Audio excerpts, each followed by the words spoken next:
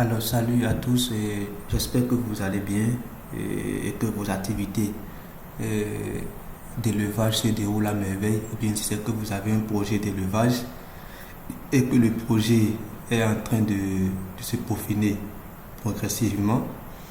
Alors aujourd'hui, je viens partager avec vous quelques notions sur l'alimentation des animaux. Alors, ici, c'est un petit récapitulatif que j'ai fait euh, par rapport à ce que nous appelons limite d'incorporation des matières premières. Vous savez, parce qu'il y a certaines matières premières que les travaux scientifiques ont, euh, qui ont été conduites, qui ont été conduits, pardon, sur ces matières premières-là ont révélé que ces matières premières contiennent des substances qui peuvent soit causer des problèmes aux animaux qui vont les consommer, ou soit ce sont des substances qui vont empêcher les animaux d'avoir pleinement accès aux nutriments contenus dans ces matières premières-là. Donc, à cause de ces facteurs-là, on essaie de... les travaux de recherche ont limité, on est d'accord, l'utilisation de ces matières premières-là à des taux d'incorporation donnés. Donc, cette vidéo s'inscrit toujours encore dans le cadre de ma vision, on est d'accord, de valoriser, on est d'accord, de valoriser les résultats de recherche, surtout chez nous en Afrique de l'Ouest, parce qu'il y a tellement de travaux de recherche qui ont été effectués et très peu de ces travaux-là sont valorisés sur le terrain. Donc moi, j'ai, à partir de plusieurs résultats de recherche, donc j'ai pu faire cette synthèse-là, ce tableau de synthèse que je voudrais partager avec vous durant cette vidéo-là. Donc si vous êtes si vous venez de découvrir ma chaîne pour la première fois, donc je vous invite à vous abonner à la chaîne et à partager d'accord, le contenu de ma chaîne là autour de vous. Ça fait beaucoup plaisir et puis ça m'encourage à toujours créer de contenu sur tout ce qui est alimentation, tout ce qui est élevage des animaux domestiques.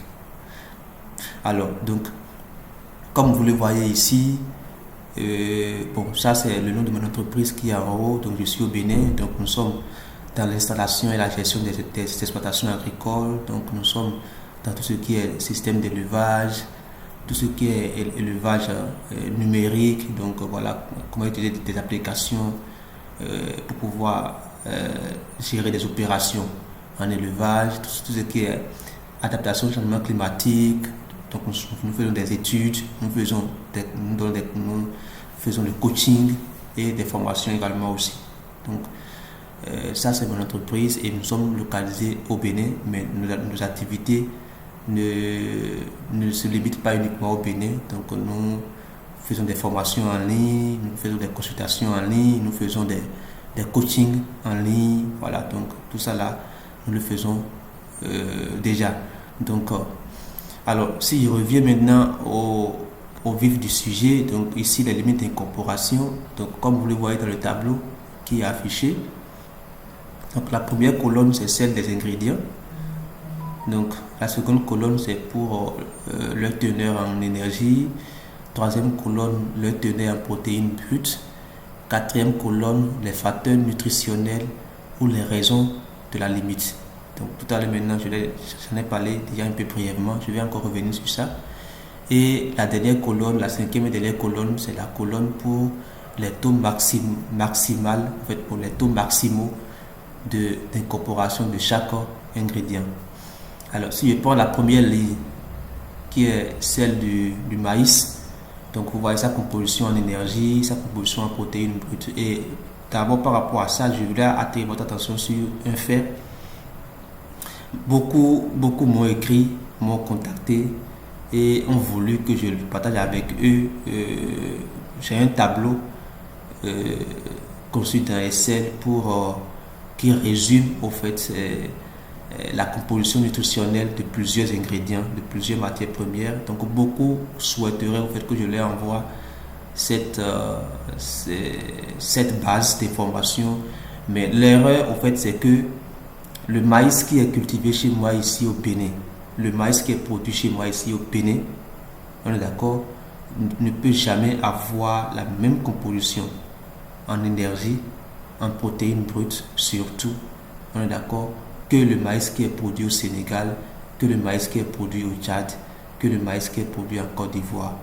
Vous voyez, c'est vrai que nous sommes pratiquement dans la même région. Quand je prends la Côte d'Ivoire, le Togo, le Nigeria, le Cameroun, vous voyez, nous sommes pratiquement dans la même région, mais il y a des spécificités en termes de pédologie, vous voyez, en termes de la qualité du sol, d'accord, qui entre en jeu. Il y a également aussi les techniques culturelles, également aussi, qui sont des choses qui affectent la composition. Donc, ce que je conseille en fait le plus souvent, toutes les données que moi je mets ici en termes de teneur en énergie et teneur en protéines brutes, c'est des données qui sont issues des travaux de chez moi ici au Bénin.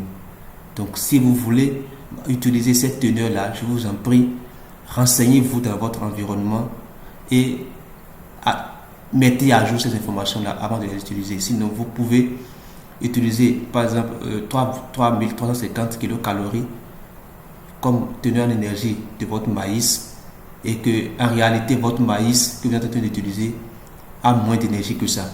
Dans ce cas, c'est que vous risquez de ne pas couvrir les besoins d'énergie de vos animaux sans même le savoir. Donc c'est très délicat. Prenez la peine de vous renseigner dans votre environnement et puis de mettre à jour ces informations-là avant de les utiliser. Donc je parle des informations par rapport aux teneurs en énergie et en protéines. Donc ce n'est pas des données standards que vous pouvez utiliser partout. Alors donc si je prends le maïs par exemple, voilà ses compositions en énergie et en protéines brutes. Maintenant je viens au niveau de la quatrième colonne qui est facteur nutritionnel ou raison de la limite. Donc au niveau du maïs, c'est que c'est un ingrédient qui contient une forte teneur en amidon. D'accord. Donc et au niveau du taux d'incorporation, c'est qu'il n'y a pas de limite d'incorporation fixe, mais fréquemment il est utilisé entre 60 et 70%. Et ce pourquoi on le fait souvent comme ça, c'est aussi en fonction de l'espèce animale que vous voulez nourrir avec l'aliment. Donc si l'espèce animale ne tolère pas trop un taux élevé en amidon, donc quand vous allez utiliser un taux fort de maïs dedans, ça va commencer par lui créer des problèmes de diarrhée. Vous voyez, comme par exemple le lapin, par exemple, n'aime pas trop un fort taux en amidon. Si votre aliment contient trop de maïs, vous voyez, donc le tube digestif du lapin n'est pas propice au fait de pouvoir mieux digérer ces constituants-là. Donc, il faut vraiment faire attention à ce niveau-là aussi. Quand je prends le sorgho contient du tanin. Donc, le tanin, c'est une substance chimique. D'accord. Et la teneur en tanin du sorgho, selon les recherches, bien sûr, varie entre 0,2 et 3%. Donc, et c'est en fonction de la variété du sorgho que vous avez. D'accord. Et ça crée au fait ce qu'on appelle action dépressive sur la digestibilité des aliments. C'est-à-dire si votre aliment contient beaucoup de sorgho, d'accord, donc la présence de ce fort taux de sorgho dans votre aliment peut créer au fait des problèmes d'indigestibilité au niveau de vos animaux. Vous voyez, donc pour pouvoir l'utiliser, alors c'est conseillé des taux entre 20 et 50% généralement. Maintenant, pour la volaille, vous pouvez aller maximum à 60% au maximum. On est d'accord? Ça, c'est pour le sorgho. Je prends le blé. Le blé, voilà, donc c'est aussi pratiquement la même chose comme le maïs, donc un fort taux en amidon. Donc, sa composition, son taux d'incorporation est limité à 30% pour les aliments non granulés et à 70% pour les aliments granulés. Le riz paddy, donc c'est le riz non décortiqué. Donc ça, quand le riz n'est pas décortiqué, ça contient une forte teneur en cellulose, en fibres, vous voyez, en cellulose. Et par conséquent, on limite son taux d'incorporation dans l'aliment au maximum à 40%. Le soja grain, donc ça contient une substance qu'on appelle la trypsine. et, et son taux d'incorporation, il n'y a pas un taux d'incorporation, il n'y a pas une limite d'incorporation, c'est-à-dire précise, mais son utilisation doit être précédée, voilà, d'une torréfaction. Donc, je crois que ça l'a beaucoup, c'est un procédé en fait de traitement préalable du soja que l'on fait d'abord avant de le valoriser dans l'aliment. Et la torréfaction, ça permet de détruire au fait les liens. D'accord, parce que la protéine du soja, le soja contient beaucoup de protéines, mais souvent cette protéine là souvent se sont enchaînées, vous voyez, pas des substances toxiques. Donc la torréfaction, c'est-à-dire l'utilisation de la chaleur, au fait permet de briser ces liens là, ces chaînes là, et de rendre les protéines plus disponibles, vous voyez, dans l'aliment. Donc c'est pourquoi on conseille au fait plus de torréfier d'abord le soja avant de l'utiliser. Donc il y a plusieurs autres procédés, et puis vous pouvez d'abord préalablement germer les grains de soja d'abord avant de les utiliser, ou bien vous pouvez les tremper simplement dans de l'eau chaude. Donc il y a plusieurs procédés et chaque procédé a ses résultats. On est d'accord? Donc ça c'est ce qui concerne le soja grain. Maintenant je viens au niveau du touto de soja. Le touto de soja, voilà aussi, c'est un ingrédient qui apporte beaucoup de protéines et son taux de corporation est limité à 30% au niveau des volailles qui sont en croissance et à 20% au niveau des pondeuses. Le niébé aussi, c'est une source de protéines brutes en alimentation des animaux, et ça n'a pas un taux d'incorporation fixe, mais la protéine des graines, d'accord, crues sont bien digérées que celles des graines cuites. Donc ça veut dire que c'est mieux d'utiliser au fait le niébé, les graines cuites, les graines crues du niébé dans l'alimentation plutôt que d'utiliser au fait les graines cuites. Donc c'est-à-dire de préparer ça d'abord avant de l'utiliser. Vous voyez, donc parce que ça c'est des travaux de recherche qui ont démontré ça, qui ont montré que quand le niébé, quand les graines de niébé sont cuites, au fait ça détruit, au contraire, au fait ça réduit au fait la teneur en protéines de la matière. Vous voyez, ce qui est contraire au fait au niveau du soja, où quand vous torréfiez le soja, c'est-à-dire vous rendez encore plus les protéines disponibles dans l'aliment. Le manioc contient une substance qu'on appelle l'acide cyanhydrique, qui est une substance un peu toxique, et pour ce faire, on limite son taux d'incorporation dans l'aliment à hauteur de 60%. Et entre parenthèses, avec un apport en protéines correct. Ça veut dire que si vous voulez aller à 60% d'incorporation d'une matière à base de manioc, ça peut être les cossettes, ça peut être les farines, la matière quand même est à base de manioc que vous voulez utiliser dans votre alimentation et que vous voulez aller à 60% comme taux maximal, vous devez vous assurer que l'aliment contient également aussi une teneur en protéines bien correcte, bien fournie, quoi, vous comprenez, pour pouvoir permettre à l'animal d'avoir la protéine à côté qu'il faut pour pouvoir bien gérer la matière à base de manioc. Donc nous avons la banane du moins, donc qui contient aussi du tanin, et son taux de corporation dans l'alimentation est conseillé entre 10 et 20%. Nous avons le touto de coton qui contient une substance qu'on appelle le glycoside, d'accord. Et sans le glycoside, le touto de coton peut être utilisé à un taux de 40-50%. Vous voyez, donc, mais comme le glycoside il est là, d'accord, donc on est obligé au fait de réduire le taux d'utilisation du touto de coton. D'accord, donc ça veut dire que avec la présence du glycoside dans le touto de coton, il faut aller à un taux inférieur à 40%.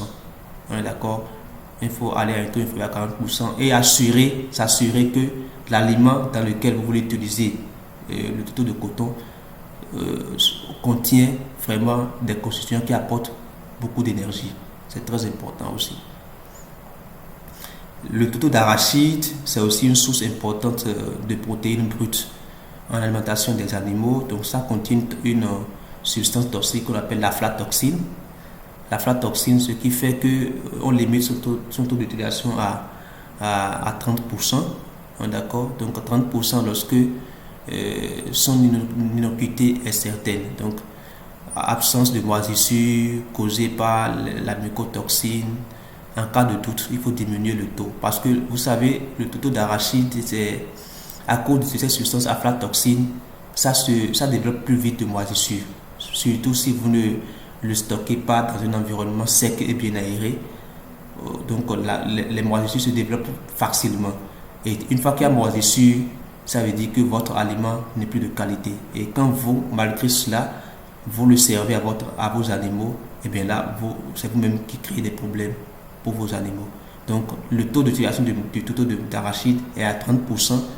Mais quand vous voyez que votre tourteau d'arachide a commencé déjà par présenter des signes de moisissure et autres là, il faut automatiquement diminuer le taux. Parce que les moisissures sont créées par cette toxine là qu'on appelle la aflatoxine. Donc plus il y a plus de moisissures dans votre tourteau d'arachide, plus il faut diminuer complètement, pour ne pas dire même, il faut carrément même ne plus l'utiliser. Ça dépend du degré du développement des moisissures à l'intérieur. Ensuite, nous avons le tourteau de palmiste, qui est aussi une source de protéines utilisée. Et il est conseillé de ne pas dépasser 15% quand on est dans le cas des volailles, plus précisément des pondeuses, et 30% quand on est dans le cas de l'élevage de porc. Voilà.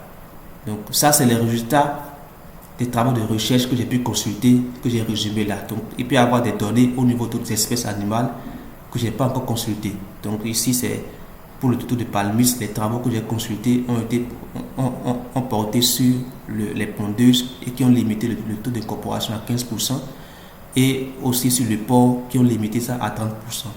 Voilà. Le tourteau de coco, voilà, c'est aussi une matière première qui est très riche en fibres, d'accord. Donc son taux d'incorporation est limité à 20%, d'accord, 20%, mais vous pouvez aller à 40% à condition que vous avez un aliment très riche en énergie.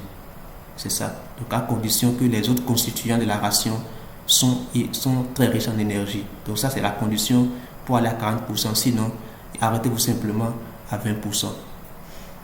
Ensuite, enfin, nous avons la farine de poisson, donc que tout le monde connaît même déjà. C'est la source de protéines par excellence qu'on utilise. Et son problème, le facteur en fait, qui limite son utilisation, c'est sa forte odeur. Ouais, donc ça, quand vous dépassez un taux donné dans l'alimentation, donc en fait, ça laisse en fait son odeur à l'aliment. Vous voyez, ça laisse son odeur à l'aliment. Et là, ce n'est pas bien. D'accord. Donc, on a conseillé, il y a des travaux qui ont été menés, d'accord, qui, de façon générale, ont limité son taux d'utilisation à 10%. Mais quand vous allez, par exemple, au niveau des volailles, d'accord, donc il y a des taux, donc 5 à 6% pour les pondeuses, 7% pour le porc. Vous voyez, pour le porc, parce que le porc, c'est la production de viande. Donc, plus vous utilisez la farine de poisson pour le porc, plus en fait, la viande du porc que vous aurez à la fin va sentir en fait, la farine de poisson. Et là, c'est que votre viande de porc n'est plus de qualité. Vous voyez. Donc, voilà un peu quelques éléments que je souhaiterais partager avec vous en termes de limite d'incorporation d'aliments, de certains ingrédients dans vos aliments. C'est très important que vous ayez ces notions-là, ces informations-là pour savoir comment vous organiser sur votre ferme. Alors, donc, et je voulais rappeler aussi, avant de finir, que tout ce que nous avons dit ici comme facteurs antinutritionnels, taux maximum d'incorporation et autres là, c'est des choses qui sont conditionnées également aussi. On est d'accord, c'est vrai que les matières premières ont en elles-mêmes déjà à l'origine ces facteurs-là. Mais également aussi, si vous aussi voulez conserver dans de mauvaises conditions, cela peut aussi amplifier le problème.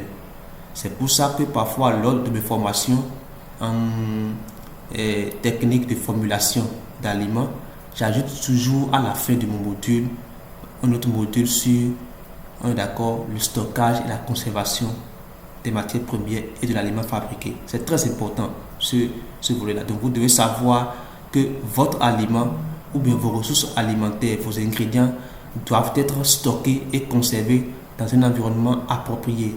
Et de préférence, c'est dans un environnement qui est sec, bien aéré, à l'abri de l'eau, à l'abri des rongeurs et tout et tout. C'est très important que vous ayez au fait vraiment ces notions-là afin d'assurer, parce qu'on dit souvent quand vos animaux sont nourris avec des aliments de mauvaise qualité, n'attendez pas au fait à avoir de résultats. C'est très clair. On est d'accord?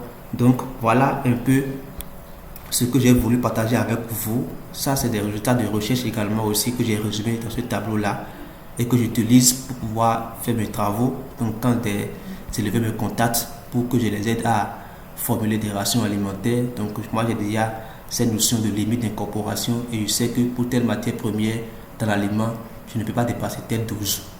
Vous voyez, et là ça vous oriente, ça vous guide.